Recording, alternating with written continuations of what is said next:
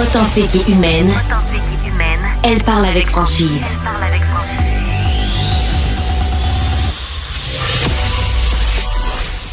Elle traite l'information avec rigueur et efficacité. Une approche fraîchement moderne de l'actualité. Isabelle Maréchal. Bonjour à tous. Merci beaucoup d'être à l'écoute de cette émission. Je serai avec vous jusqu'à 11h. Est-ce que vous êtes séparés depuis un peu plus longtemps? Est-ce que vous vivez en garde partagée? Est-ce que si vous êtes en couple et que ça va bien, vous en avez déjà parlé avec votre conjointe? Vous savez, c'est le genre de choses qu'on évite, puis on comprend, s'engager dans une relation, qu'on soit marié ou conjoint de fait, ce qui est quand même pas mal de monde au Québec. Ben, il y en a qui disent c'est se magasiner une séparation à terme. Ça, c'est les plus cyniques. C'est vrai qu'il y a des auteurs qui ont écrit là-dessus. Frédéric Beigbeder a écrit, entre autres, « L'amour dure 3 ans ». On peut trouver que 3 ans, c'est peu, mais effectivement, il y en a pour qui c'est plus court que pour d'autres. Et l'espèce d'amour à vie, ben, on le souhaite à tout le monde, si c'est ça votre rêve. Mais des fois, c'est un rêve inatteignable, les amis. Des fois, ben, on a 1, puis 2, puis 3 relations. Puis des fois, ben, on a des enfants dans une relation, puis là, il y en a une autre qui suit, puis on a des enfants aussi dans cette deuxième relation. Et là, ça fait pas mal de monde à gérer. On va être d'accord. Et là, souvent, dans 80% des cas, puis mes invités que je vais vous présenter à l'instant vont sans doute le confirmer, dans 80% des cas au Québec, ça va bien. Puis je le dis là parce que il faut quand même être positif, hein? Ça va bien, puis on est capable entre adultes de gérer, puis de gérer nos émotions, puis de pas trop, entre guillemets, bitcher sur l'autre parent parce que ça fait du dommage. Mais on a envie aussi de donner la parole à tous ceux ce matin qui ont des enjeux, peut-être dans le 20% de ceux là qui s'entendent pas tant finalement et qui parfois font vivre, parfois malgré eux parce qu'on s'oublie, hein. On s'oublie parfois dans notre ce qui devient l'amour devient parfois une haine de l'autre, puis des fois on s'en rend même pas compte. Et surtout ce qu'on voit pas, c'est que ça fait du gros dommage sur nos enfants. Puis vous parlerez à ceux qui l'ont vécu négativement, la garde partagée, ça peut devenir un traumatisme et on veut vraiment pas ça. Et pour éviter ça, se sont dit on va écrire un livre là-dessus. Notre enfant, on le partage comment? Méchante de bonne question. C'est un guide pour réussir sa garde partagée. Alors, ça va vraiment intéresser plein de monde. C'est publié chez Trécarré. Vous les connaissez parce qu'on les voit habituellement dans les médias. Maître Marie-Hélène Tremblay a d'ailleurs été à l'émission Les Justiciers. Merci d'être là, Maître Tremblay. Une télé-réalité judiciaire. Elle a co-écrit ce livre. Notre enfant, on le partage comment avec Maître Sylvie Schum, que vous voyez régulièrement dans les médias. Avocate en droit de la famille également, coach, conciliatrice et qui a travaillé aussi sur cette réforme du droit de la famille. Maître Schum, merci d'être là. Oui, bonjour. Je disais que dans la majeure partie des cas, quand même, au Québec, il faut le dire, on s'entend relativement bien. Je pense que ça arrive, hein, Maître Schum, on soit capable entre adultes de bien gérer ça.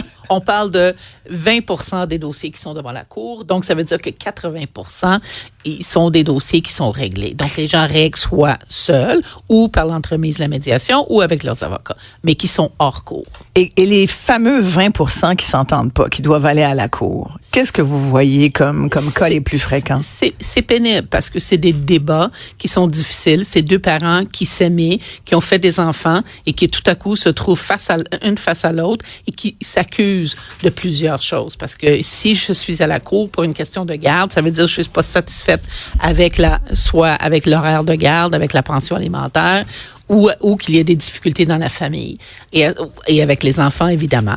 Donc, on est en train de s'accuser de toutes sortes de choses, puis ramener ça par la suite pour pouvoir continuer comme coparent là, dans un dossier, c'est extrêmement difficile. Donc, c'est très pénible. Les procès de garde sont pénibles. Maître Tremblay, vous en voyez-vous aussi beaucoup de cas? Même chose les que gens s'arrachent, là. Absolument. Et souvent, c'est une perception qui est différente du père et de la mère. Des fois, on n'a même pas, parce qu'on est pris dans le processus judiciaire, on n'a pas pensé à se parler, on a peur de ce que l'autre peut demander. Et des fois, on oublie de se poser la question la plus importante, c'est-à-dire, et notre enfant, qu'est-ce qui est bien pour lui? Avec son cas particulier, est-ce qu'il est anxieux? Est-ce qu'il s'adapte bien? Est-ce qu'il est habitué d'être juste avec moi? Et de vraiment mettre en place une décision qui va être dans son meilleur intérêt. Et là, ça crée deux situations complètement opposées, deux positions qui ne sont pas capables d'être conciliées. Et là, c'est au juge de trancher. Et vous dites, M. Tremblay, souvent les parents oublient de se poser cette question qui est pourtant... perd le focus. C'est vrai? On est tellement alimenté par le conflit qu'on perd le focus. Les gens qui y pensent, ben ils sont pas dans nos bureaux, évidemment, là. Ouais. Mais les gens qui n'y pensent pas et qui sont fermés à entendre l'autre parent qui est préoccupé pour le bien-être de son enfant, mais si moi je vois juste ma version, jamais je vais considérer que l'autre version peut être aussi la bonne. Ouais. Et jamais il y aura une possibilité de règlement. Et qu'est-ce qui alimente le conflit, Maître Sherm? Je pense que c'est le manque de communication, surtout. Le fait que le manque de respect, ça c'est un facteur. On s'aime plus, donc on se respecte plus. On se respecte plus, on s'insulte ou on se dit pas bonjour quand on voit les enfants. On s'appelle Monsieur, Madame. Ça c'est terrible, ça, Monsieur, Madame. Monsieur, Madame, ou des choses pires que ça parfois. Mais je pense que c'est surtout le manque de communication et le manque de ne pas écouter l'autre, c'est ça le manque de communication, de pas écouter qu'est-ce que l'autre a à dire et le pourquoi, de mal interpréter. Et aujourd'hui, là, les gens s'écrivent par texto, par courriel, mais par texto surtout. Alors, on peut interpréter, ça m'est arrivé plus d'une fois qu'un client, une cliente me dit, regarde les textos, c'est horrible. Moi, je lis ça, puis je trouve pas ça horrible. Mais cette personne-là a la perception et entend la voix, puis on est aveuglé, finalement. Et voilà. Ouais. Alors, c'est tout ça qui est vraiment, à mon avis, cette manque de communication là est vraiment le gros problème. Il y a la blessure amoureuse aussi, là, qui peut venir voiler un petit peu notre façon de percevoir les choses et de percevoir tout comme une attaque.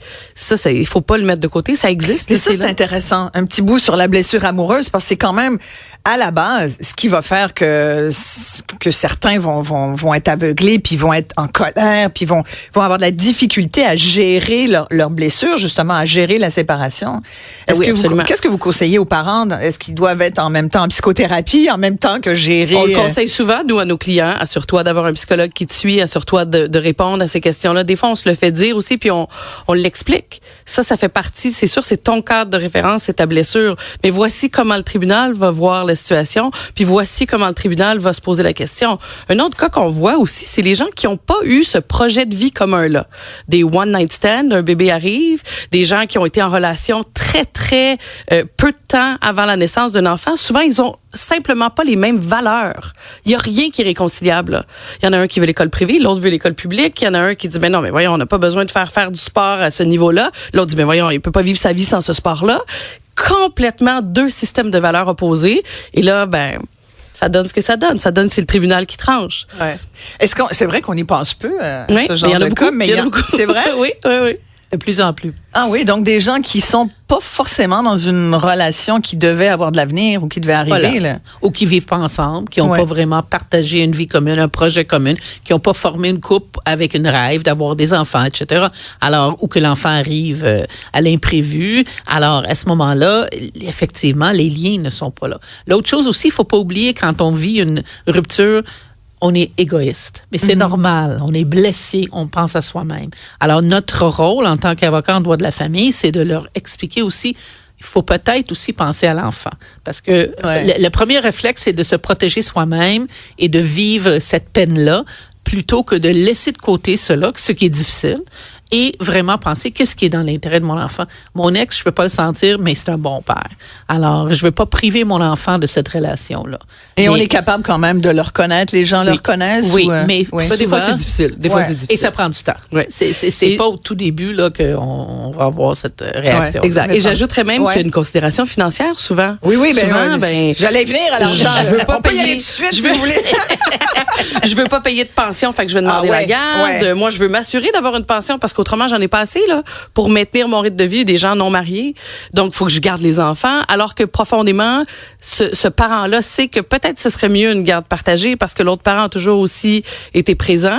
Je veux maximiser les contacts, mais je veux perdre cet aspect financier-là. Il y en a que c'est carrément juste ça, là. Ouais, sans parler de ceux aussi, puis on va revenir plus en détail sur comment gérer justement l'argent. Mais il y a aussi, on était sur l'enfant, là, sur les enfants. Il y en a qui, c'est terrible d'être obligé de partager son enfant. On vit absolument. avec nos enfants du matin au soir. On se lève la nuit pour voir s'ils dorment bien. Puis là, soudainement, on te dit, la moitié du temps, tu l'auras plus, ton enfant. Ben oui, il y en a beaucoup, ça aussi, c'est très là, difficile. c'est un deuil Absolument. incroyable à faire. Là. Moi, j'ai été monoparentale, puis je le confesse, la meilleure chose qui me soit arrivée, je comprends bien aujourd'hui. Là. Sur le coup, on vit pas ça comme ça, mais je me dis finalement, moi, le père biologique, c'est comme a disparu, mais je me dis, c'est le plus beau cadeau qu'il m'ait fait. Parce que je n'ai pas eu à gérer une garde partagée. Je peux partager mon enfant. Ouais. J'aurais trouvé ça tellement... Oh mon Dieu, mon beaucoup. cœur aurait été arraché. Plus les mères, par contre, là, peut-être c'est très stéréotypé ce que je dis, mais ce que je constate, c'est que c'est plus les femmes qui ont de la misère à se détacher de leurs enfants. Les pères, on voit moins ça. Ouais. Ils ont moins cette réaction-là. Eux, ils veulent plus une espèce de partage juste, mais la mère souvent va dire, moi, je peux pas ne pas avoir mes enfants. Là. Ouais. Ça peut pas. Moi, je suis pas capable de le concevoir. D'ailleurs, vous en parlez dans votre livre parce que pendant longtemps, on a considéré que quand il y avait séparation, l'enfant allait à la mère. Oui. Est-ce que ça a changé, ça, au Québec, Maître Énormément. Oui. Énormément. Et ça a changé. Parce que beaucoup d'hommes se plaignaient qu'on leur enlevait leur enfant, qu'ils avaient même plus de droit, que c'était systématiquement la mère. Aujourd'hui, c'est plus ça. Aujourd'hui, c'est plus ça du tout. Au contraire. Et on va dire, les Québécois sont de plus en plus impliqués dans la vie de leurs enfants, compter de la grossesse jusqu'à élever ces enfants-là. Et suite à la séparation, les pères veulent être présents. Et c'est important pour les enfants que les pères soient dans leur vie aussi. Oui, complètement. Alors, et aussi le fait que les femmes sont retournées sur le marché du travail, c'est un peu à cause des garderies subventionnées de l'époque. Alors, on a vu un changement. Alors, quand deux parents travaillent, la garde partagée est souvent idéale parce que ça permet aux parents de s'organiser. Une semaine, j'ai les enfants, je vais travailler un peu moins, je ferai pas de surtemps, je vais m'organiser. La semaine que j'ai pas les enfants, là, je travaille beaucoup, je fais toutes mes affaires, je m'organise et il y en a même qui sont contents de ça. Il y en a qui sont très heureux de la garde partagée. Au départ, souvent, on voit une crainte, je peux pas. Et là, tu sais quoi, je suis rendue habituée, là. Ça me convient parce que je peux refaire ma vie, je peux rencontrer un nouveau conjointe, j'ai du temps pour moi. C'est ça. Et là, soudainement, j'ai les mêmes enfants que j'avais avant, mais je me retrouve avec 50% plus de temps. On l'entend souvent, ça, mais après coup. Et ça veut dire que les enfants ont des parents présents à chaque semaine. Oui, ça, c'est bien. C'est pas mauvais. C'est vraiment pas mauvais quand on regarde ça. Mais c'est même très, très bien. Je pense que ça, c'est un avantage qu'il faut dire. Des fois, t'es pas partagé du tout. T'as tes deux parents à la maison, mais ils sont juste pas là. D'ailleurs, les enfants nous le disent aujourd'hui. Absolument. C'est dans les nouvelles. Ouais. Ils disent, parce qu'il y a toute cette idée là qu'il faudrait peut-être gérer les cellulaires. J'en parlais à mon émission hier, puis ce matin, on le voit, là, les enfants, les jeunes disent, dites à mes parents qu'ils lâchent leur cellulaire. Fait que, des fois, on n'est pas tout à fait là, même quand on pense qu'on l'est. Évidemment, il y a beaucoup de gens qui nous écrivent et je vais commencer par lire le petit mot. Ah, on a d'ailleurs un papa au téléphone. Bonjour.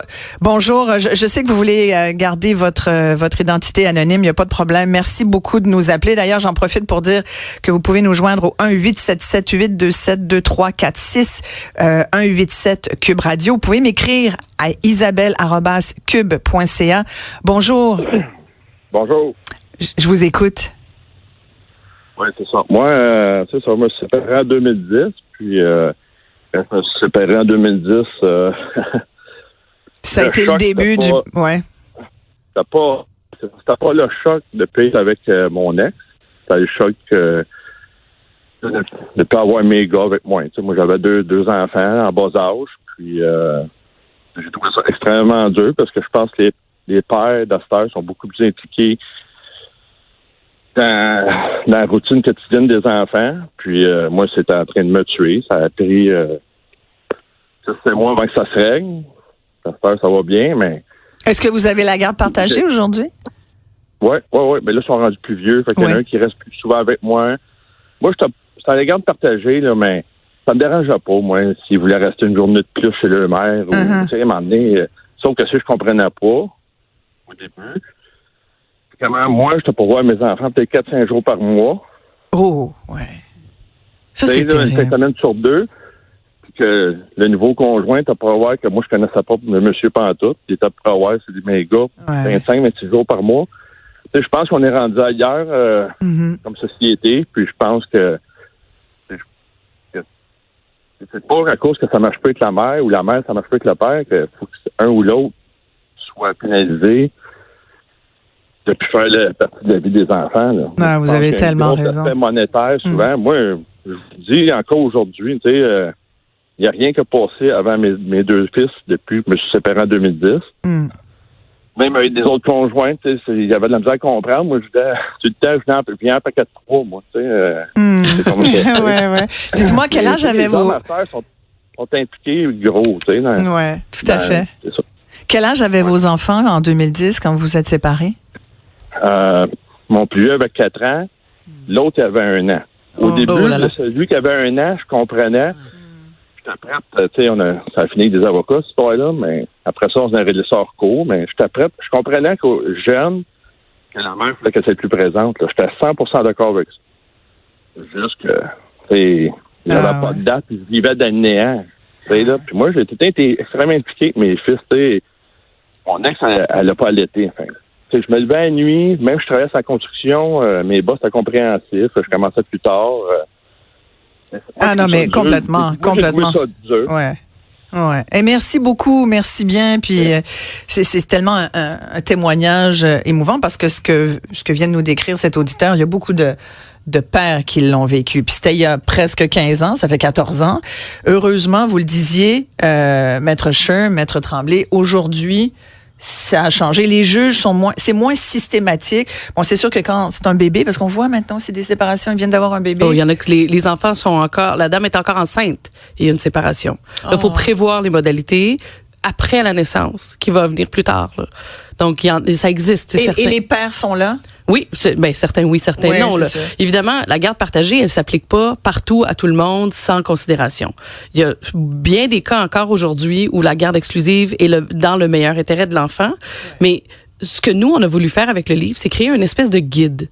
Parce qu'il y en a des situations où les gens sont prêts à s'entendre, ils savent juste pas comment naviguer, parce que c'est relativement compliqué. Ils ont peut-être pas l'argent d'aller voir les avocats qui vont les défendre, qui vont leur expliquer tout ça. Ce guide-là explique les grandes lignes de comment on peut faire justement pour la réussir, cette garde partagée-là, quand elle est la bonne solution. Parce que c'est pas toujours la bonne solution.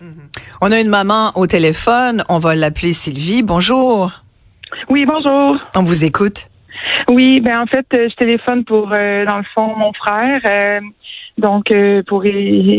Je voudrais aider mon neveu dans cette situation-là. Mon frère est séparé depuis 2 ans. Puis, depuis la séparation, mon neveu manifeste et verbalise qu'il ne veut pas aller chez sa mère. La relation est difficile avec la mère et l'enfant, et la mère et mon frère. Ça fait en sorte que ils ont vu un médiateur, ils se sont entendus sur une modalité de garde là, du principe 2-2-3. Mais quand mon neveu doit quitter pour aller chez la mère, la veille ou le matin, il déjeune pas, il mange pas, il est anxieux. Récemment, il a commencé à avoir il a même eu des vomissements. Il veut pas aller chez sa mère. Il a quel âge, le petit? 8 ans. 8 ans. Donc, ça fait 2 ans. Puis, il a déjà manifesté, il a déjà demandé à mon frère, papa, à quelle âge je peux choisir chez qui je vais rester? Donc, là, on le sait qu'il est jeune, mais on commence à se questionner par rapport à comment s'y prendre là, pour la suite. Comment s'y prendre exactement pour la suite, considérant son jeune âge. Mais ça, c'est un bel exemple. Maître Marie-Hélène Tremblay. Oui, c'est un bel exemple où la garde partagée est sans doute pas dans l'intérêt de l'enfant. Avec ce que vous nous racontez comme manifestation, là, clairement, il y a quelque chose qui se passe. Faudrait investiguer. Et là, si la garde partagée n'est pas possible, il faudrait s'entendre pour changer ces modalités-là. Et si les parents ne s'entendent pas, parce qu'avec ce que vous décrivez, j'ose croire qu'ils s'entendent pas, là, il y a toujours les tribunaux, là. L'autre alternative aussi, c'est de voir est-ce qu'une thérapie familiale peut être une ressource pour ces gens-là, mais il faut que les 2 parents soient d'accord. Et on trouve ça où, une thérapie familiale? On peut trouver un psychologue qui peut faire une thérapie familiale avec l'enfant et avec les 2 parents, c'est possible. Il y a aussi la question qui existe, le coaching parental. Alors, dans le coaching parental, c'est un coach qui va rencontrer les parents, qui va les aider à trouver des solutions. Les coachs, d'habitude, ils rencontrent pas les enfants, par exemple. Puis 8 ans, c'est jeune. Cependant... Vous êtes coach aussi, je pense. Oui, je suis coach, mais je fais pas du coaching parental, par exemple.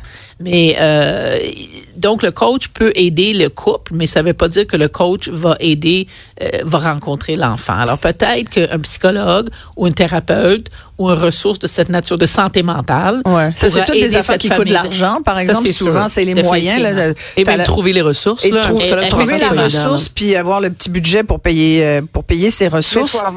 Il faut avoir la collaboration des parents. Parce que moi, je sais très bien que la mère va refuser tout ça. Est-ce que c'est un cas d'aliénation parentale, ici, Sylvie, vous diriez, là? C'est-à-dire que Parce que la mère elle œuvre dans le domaine de la santé et elle connaît tout, elle a tout vu. Parce qu'elle parle contre le père beaucoup. Oui, oui. Parce que ça, les enfants supportent pas ça, je pense. Hein. Ça, les enfants, faudrait le dire aux parents. Ça sert à rien de rabaisser l'autre devant ton enfant. Absolument. C'est toi qui va payer pour. Oui, et à long terme. Mais il faut juste faire attention avec l'aliénation parentale. Ouais. Parce que là, ces temps-ci, tout le monde crie à l'aliénation parentale. Et l'aliénation parentale, c'est comme un spectre. Il faut le voir comme un spectre. Mm-hmm. Au départ là, du spectre, l'enfant est mis souvent en conflit de loyauté. Donc, c'est-à-dire qu'on le force à prendre position contre un de ses parents, on parle contre son parent constamment. Et à l'autre bout du spectre, l'enfant est complètement aliéné, par exemple, de son père et ne veut plus le voir. Ouais. Donc ici, c'est pas de l'aliénation parentale parce que le petit veut rester avec son père. Il est pas aliéné de son père. Mm-hmm. S'il était le cas typique là, qu'ils nous apprennent quand on est en formation, c'est un père où les deux petites filles étaient convaincues, parce que c'est ce que leur mère leur disait, que leur père avait abusé sexuellement d'elles lorsqu'elles étaient petites. Elles avaient aucun souvenir de ça, aucun souvenir d'aucun comportement qui était pas adéquat, mais elles s'étaient fait tellement dire que leur père était un abuseur sexuel qu'elles avaient la pire crainte. Oh mon Dieu. Et là, le père passait en voiture devant la maison, les filles rentraient en pleurant, se cacher. Et c'est une histoire horrible qui a mal terminé. C'était la mère qui racontait ça? C'était la mère qui aliénait complètement le père. Terrible. Et finalement, la mère, ils sont allés en cours, il y a eu des jugements, la garde a été retournée au père complètement et la mère s'est enlevée la vie. Là. Oh, c'est une histoire qui finit très mal. Ah, absolument. Mais ça, c'est le cas typique d'aliénation. Ils voulaient rien savoir du père, puis quand on leur demandait pourquoi, ils savaient pas. Ou il donnait des raisons banales. J'aime pas sa sauce à spaghetti. Exact. Il me fait regarder une émission de télévision que je veux pas regarder. Des raisons là, isolées qui ne sont pas valides. Mais il y a des enfants aussi qui sont en conflit. Sylvie, je reviens à vous, oui. Est-ce qu'à 8 ans, un juge peut prendre en considération la demande de mon neveu? C'est un petit peu jeune. 8 ans, c'est un petit peu jeune. À quel âge? Tu as 14? 12 ans. Ah, c'est 12? À compter de 12, on tient compte. 14 ans, c'est presque déterminant. Parce que c'est rare qu'on va forcer un enfant de 14 ans de suivre un régime de vie là, avec lequel il n'est pas d'accord. Mais quelle est la solution pour le neveu de Sylvie là, qui a 8 ans, mais qui est pas bien, là, puis qu'il verbalise? Là? Ben, si les ressources à l'amiable ne fonctionnent pas, c'est de s'adresser au tribunal. Mais donc, le père, à ce moment-là, pourrait s'adresser au tribunal? Oui, absolument. Oui. Ça serait donc votre frère, là, Sylvie, qui peut s'adresser au tribunal. Okay. Et des fois, on va quand même prendre en considération l'avis de votre neveu. On peut le faire témoigner, il peut l'expliquer au juge. La loi précise pas. Lettre, par exemple? Les lettres, normalement, c'est pas permis. Là, les parents à cet âge-là vont rapporter les paroles de l'enfant. Ça va être un témoignage oui-dire qui va être accepté. Il y a des exceptions pour les enfants. Mais la loi précise pas d'âge. Ce que Maître Schirm dit, c'est vrai. Là, c'est toujours 12 ans parce que c'est ce qui a été élaboré en jurisprudence. Quoique ça dépend des districts. Il y a des districts où un juge le fait systématiquement pour tous les enfants. Mais si on veut qu'il soit représenté, il y a peut-être possibilité de le demander aussi. Mais à tout événement, cet enfant-là pourra être entendu par le tribunal. Là, même s'il souhaite témoigner, on pourra le faire entendre. Et il peut avoir un avocat aussi. L'enfant, on peut demander de nommer un avocat à l'enfant. C'est possible également dans une démarche de cette façon-là. À 8 ans? Oui. À 8 ans, OK. Oui. Aïe, OK. Merci beaucoup. Merci de votre appel, Sylvie, parce que je pense que cette situation-là est vécue par pas mal de monde. On a Sophie. Est-ce qu'elle est au téléphone, Sophie? Oui, on va vous parler tout de suite. Bonjour, vous êtes une maman séparée et ça se passe bien, Sophie? Oui, exactement. Merci de nous dire qu'il y en a que ça va bien. On était comme rendus là, d'ailleurs. Nous, ça fait un an. Comment vous avez réussi ça, Sophie, avec votre ex-conjoint? Faut dire que on a été 18 ans ensemble, puis on a été 6 ans en thérapie de couple, par exemple. Là, je dois dire qu'on avait travaillé fort avant la séparation. Ouais. Puis, dans le fond, c'est que ça a été un constat commun de se dire on est rendu là, tu sais, ça aboutit pas, puis on n'arrivera pas à régler ce qui va pas entre nous deux. Fait que la décision s'est prise ensemble. Fait que c'est sûr que pendant ces années-là, on avait quand même appris à communiquer ensemble, mais au bout du compte, c'est qu'on était devenus des amis plus qu'un couple finalement. Fait que depuis ce temps-là, en fait, ça a été un énorme poids qui s'est enlevé chacun de notre côté sur nos épaules. Là. On s'est mis à respirer mieux puis à aller vraiment mieux. Ça n'a pas été toujours parfait, évidemment. Là, ça a fait 1 an au mois d'août qu'on est séparés. Mais on est restés amis, on est restés très proches, on se respecte encore beaucoup. Les deux, on peut être appelés à aller à l'extérieur pour le travail. Fait que les deux, on est ouverts à faire des modifications dans nos semaines de garde, même qu'au début, on séparait les enfants 1 semaine sur 2 parce que nos garçons se battaient. Ah, vous en preniez chacun un? On en prenait chacun un. En fait, on avait chacun un pour la première semaine. Après ça, les deux étaient chez un parent. Là, on les séparait une couple de jours. Puis après ça, l'autre parent était seul sans enfant. Fait qu'on a fait ça pendant à peu près 5 mois. Ça a beaucoup aidé la relation entre nos 2 garçons.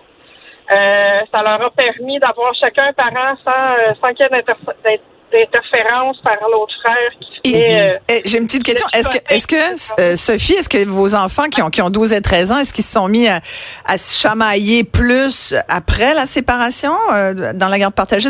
Non, c'était pas ça. OK, d'accord. Non, c'était pas ça. C'était déjà 2 c'est 2 petits gars, puis des fois, c'est ça. Avec des enfants, on peut-tu se le dire? Même s'ils s'aiment, là, ils s'aiment, la fratrie, la sororité, mais ça fait partie de leur apprentissage. Il faut des fois qu'ils... Bon, c'est ça. Mais donc... Et vous diriez, c'est quoi la clé? C'est quoi la clé, vous diriez, Sophie? Est-ce que c'est la communication? Est-ce que c'est le respect? Est-ce que c'est tout ça, finalement? Je pense que c'est... Mais en fait, au début de la pandémie, là, mon ex aurait voulu qu'on se sépare, puis moi, j'étais pas prêt à ce moment-là. Fait qu'on on a continué la thérapie pendant 3 ans de plus. Wow. Mais il y avait vraiment des grands bouts où ça allait vraiment mieux, puis on pensait qu'on avait comme passé au-delà de nos enjeux de couple, puis finalement, ça revenait toujours. Donc, c'est ça, c'est qu'à un moment donné, on s'est mis à se dire, ben là, finalement, ça fonctionne pas, puis il faut faire quelque chose. Mais vous semblez être un couple où il y a beaucoup de communication, beaucoup de respect, beaucoup d'accommodement. C'est ça votre clé du succès, dans le fond, là. Oui, même que notre thérapeute, il l'a pris comme un échec. Parce que pour lui, il était certain qu'il nous avait sauvés, tu sais, vous comprenez? Oui. Et ces enfants doivent savoir qu'ils ont 2 parents très présents, qui travaillent en équipe et qu'il n'y a pas juste un parent. Et ça, c'est ce qui est le plus rassurant pour les enfants, de savoir que mes 2 parents sont présents, ils sont là tous les 2, puis ils se parlent, ils prennent les décisions ensemble. C'est excellent. C'est excellent. Et les enfants doivent vivre ça beaucoup mieux que quand les parents ne se parlent pas ou disputent. Et là, au bout d'1 an, Sophie, en terminant, est-ce que vous diriez que ça se vit bien, les enfants le vivent bien aussi? Oui. Les premiers mois ont évidemment été un petit peu plus difficiles, mais c'est sûr. Il y a quelques mois, j'ai parlé à un moment donné avec mon plus jeune, celui qui était le plus craintif, si on veut, de la séparation, puis j'ai demandé comment tu trouves ça, finalement, avoir raison. Puis il me dit, c'est vraiment plus facile que je pensais, puis l'adaptation s'est faite doucement au début, tu sais, puis là, ça va vraiment bien. Ils sont conscients qu'ils sont chanceux d'avoir des parents qui s'entendent bien.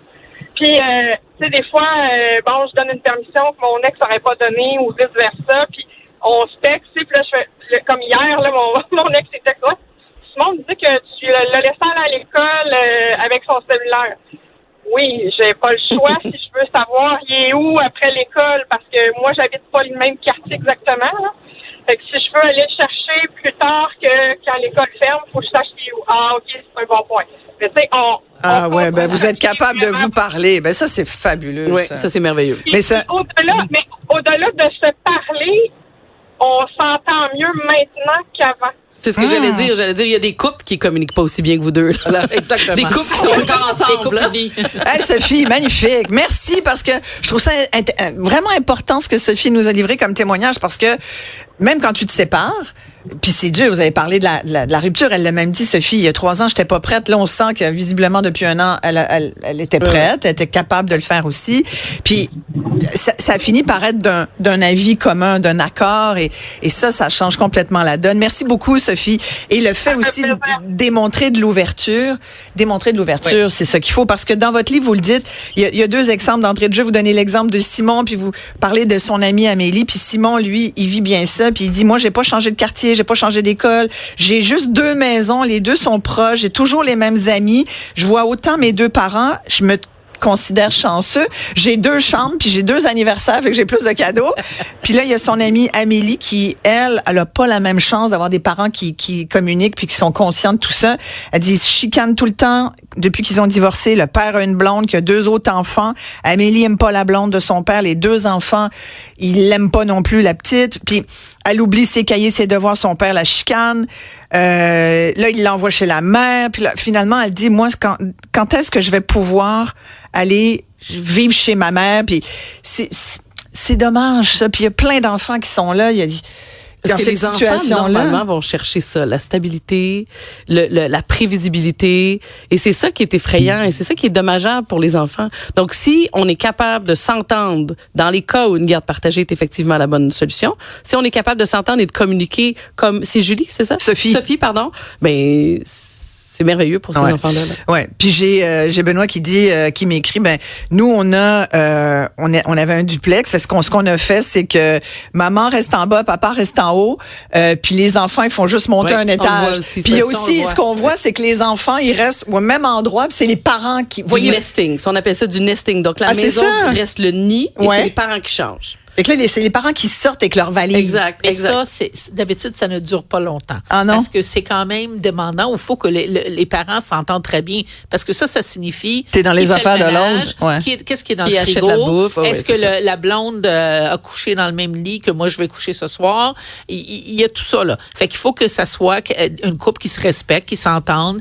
Et souvent, quand on l'a vu, il y a certains jugements qui l'ordonnent, mais c'est pour des courtes périodes. Par exemple, jusqu'à la fin de l'année scolaire, jusqu'à la vente de la maison, pour quelques mois. Habituellement, c'est pas quelque chose qui dure très longtemps, à moins que le couple s'entende très bien, puis ils veulent que ça soit comme ça. De le faire à plus long terme. Mais voyez-vous beaucoup de gens qui, justement, viennent de se séparer, sont en garde partagée, puis tout de suite, ils se remettent sur le marché du couple? Ah oui, très, très, très rapide. C'est vrai? oui. Puis des fois, la blonde arrive très vite, là. Ah ouais? Oui. Ou le chum aussi, là. Mais c'est-tu parce qu'elle était pas loin déjà? Des fois, il est déjà dans Puis ça, vous diriez, là, statistique. Moi, j'adore les chiffres.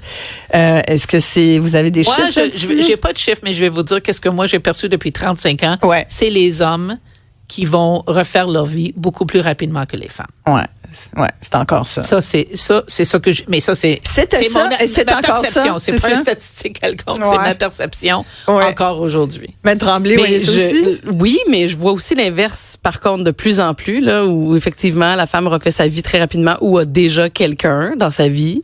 C'est comme si les gens vont chercher une sécurité avant de partir. C'est quelque chose, là, se séparer, être tout seul. Puis c'est comme si on a besoin de déjà savoir où on va être. Et puis on se trouve un conjoint avant de laisser notre ancien conjoint. Moi, je trouve qu'il y en a énormément. Mais je vous dirais que la proportion, là, si je fais une évaluation très rapide des gens qui se replacent là, dans le mois ou les 3 mois de la séparation, moi, je dirais que c'est au moins 50%. Ah ouais, ça c'est énorme. Oui, vous êtes d'accord? Oui, avec donc, ce chiffre-là. Donc, un couple sur 2 qui se sépare, il y a déjà un des deux qui avait quelque chose qui attendait sur le burn-out. Non, pas nécessairement quelque chose qui attendait, mais qui dans les 3 mois, soit il y avait quelqu'un ou il y a quelqu'un qui est arrivé. Oui, il y a quelqu'un qui s'en vient. Absolument. Et qu'est-ce qui est difficile, c'est quand un des deux a décidé de mettre fin à la relation parce que ce soit le père ou la mère, tomber en amour avec quelqu'un d'autre, et les enfants vont sentir ça comme une trahison et vont protéger, si c'est la mère par exemple, vont protéger la victime. Alors souvent, on va voir parfois dans le dossier au tout début la difficulté. Ils veulent pas la garde partagée, ils en veulent à papa parce qu'il a laissé maman pleure. Alors, c'est très difficile. Puis en même temps, il faut dire à la mère, mais là, il faudra peut-être que les enfants ne voient pas votre peine ou votre tristesse. Mais la peine et la tristesse, et là, on est des êtres humains. Oui. Alors, c'est une période qui est souvent difficile. Sans compter l'argent, là, on avait dit qu'on glisserait un petit mot sur la gestion financière. C'est que là, soudainement, on avait tout à deux. Là, avec les problèmes de logement, l'inflation alimentaire, l'inflation partout. C'est un vrai problème. Là, il faut se trouver un autre logement. C'est pas évident. ça doit s'arracher aussi sur qui paye quoi, là. Absolument. Et là, c'est sûr que la différence entre les couples mariés et les couples non mariés fait une grosse distinction. Les couples non mariés, Et ce sera notre prochaine rencontre. Moi, je vous invite déjà parce que il y a puis d'ailleurs, celui qui a fait votre préface, Alain Roy, docteur en droit, qui a justement été conseiller spécial du ministre de la Justice du Québec pour la grande réforme du droit de la famille. Il faut absolument que vous reveniez toutes les deux nous parler de ça parce qu'il y a beaucoup de questions sur les conjoints de fait versus les conjoints mariés. Il y a encore beaucoup de gens là, qui ont énormément de questions là-dessus. En tous les cas, merci d'avoir été là et nous conseillons fortement notre enfant, on le partage comment? Tout pour réussir sa garde partagée, coécrit par Maître Sylvie Schirm et Maître Marie-Hélène Tremblay. Merci beaucoup à toutes les deux. Merci Isabelle. Et merci à toutes celles et ceux qui nous ont appelés et qui nous ont fait part de leur témoignage, de leur vécu. On va s'arrêter ici. Très, très, très courte pause. Tout de suite après, on va parler du Dollarama. C'est une place où vous allez magasiner, vous? Moi, j'y vais. Puis sincèrement, il y a des bonnes affaires.